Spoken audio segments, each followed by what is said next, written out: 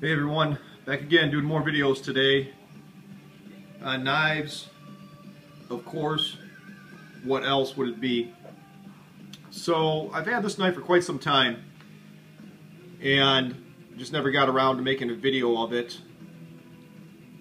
A lot of you are familiar with Emerson knives. They're production knives. They're well known worldwide. Ernie Emerson's custom knives, highly sought after, very hard to get, virtually impossible unless you go to a knife show where he's doing one of his lottery auctions or whatever. Well, not auctions, but lottery. He does do auctions, but you have to be a specific member of his website, this kind of thing. They are very hard to get, but every once in a while on dealer sites his customs will pop up. And you see a lot of the similar, at least more popular, folding knives from Ernie when they do come up on dealer sites. Commander, CQC7, CQC10, CQC8, so on and so forth. This knife here is an MK4 Viper. And you don't see Vipers come up very often. In fact, I wasn't even sure if he's even making them anymore. And this knife popped up, which I was really surprised, on knifeart.com. And this knife actually came out, Ernie started making these around 2004. Now, his customs differ from his regular production knives, not only, you know, with custom bolsters and scales, but his liners are actually extra thick. It's almost like a frame lock. You can see how thick that lock is, which is awesome. Nice early lockup. He uses a double Boyd detent, one on one side and one on the other. Knife stays closed very nice. So this Viper, and you can see here this logo, which is very interesting, this diamond logo. I guess he came out with this around 2004, but the die for it or something I heard got destroyed. So long story short, if you see one of his custom knives with this logo on it, it tells you it was made around 2004, which when I contacted the dealer about buying this particular knife, you know, kind of spiked my curiosity as to, hey, when was this actually made? Well, as it turns out, this was just delivered to the maker by Ernie himself about 2 months ago. So I think what happened was, and I did call the factory, and I talked to, gosh, I don't know if it was Mary. I think it was Mary. That's his wife. But she said that sometimes he'll have like old stock of blades, or maybe even the jig got fixed. But anyhow, he just built this knife.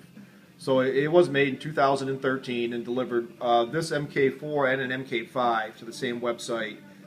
So even if it were to have been built in 2004, it doesn't bother me at all. It's a brand new knife. Fit and finish is top notch. It feels really good in hand. His customs are not cheap in any way, shape, or form. Normally, I mean, you used to see in Emerson's with like a chisel type grind where it's flat on one side. This is a double ground blade, but he still does 2 different grinds on the knife for the edge. So it's a beveled edge on the left side, and what he calls a zero grind on the reverse side, the right side of the knife. So I'm not sure if you will be able to see it or not, now as it focuses in on my cloth in the background.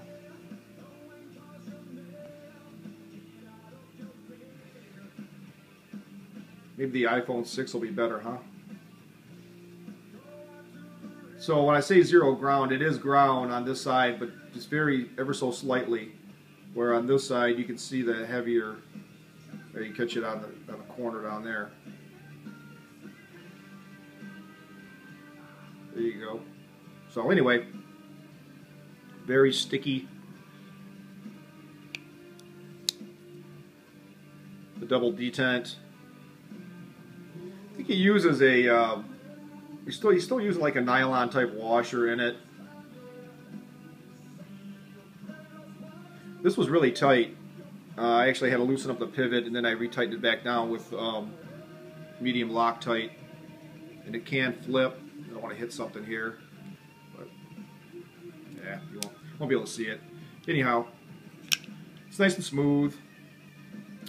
Blade steel is CPM 154 on this knife.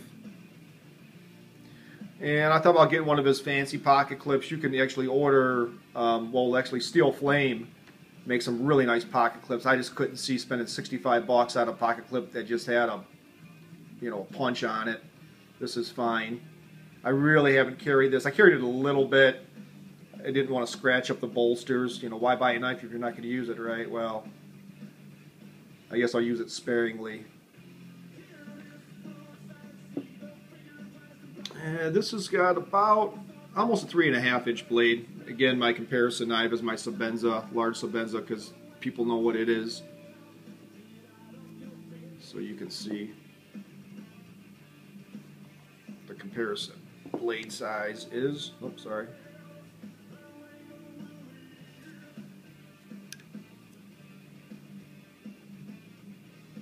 Pretty close.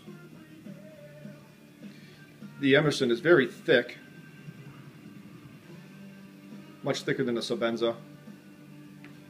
His backspacer is a full G10,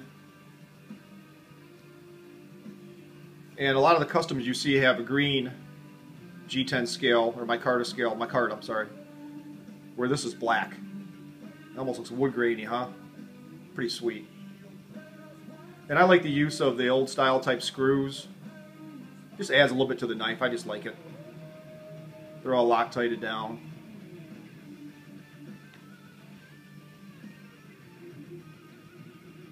So people like what they like.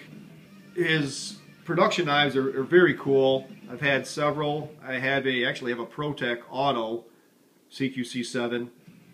This all stainless steel in micarta frame. That's a pretty sweet knife. But again, it's a ProTech, not an Emerson. Just Emerson design. So, yeah, if you get a chance to pick up, one of his knives, one of his customs, they're well worth the money. I mean, everything nowadays is overpriced, whatever. But, if it's in your budget and you want something that's a little bit more flavor than the norm production, Ernie's knives are really nice. So, alright friends, probably on to the next video. What could it be? Who knows? More knives? Yeah. Alright, thanks for watching.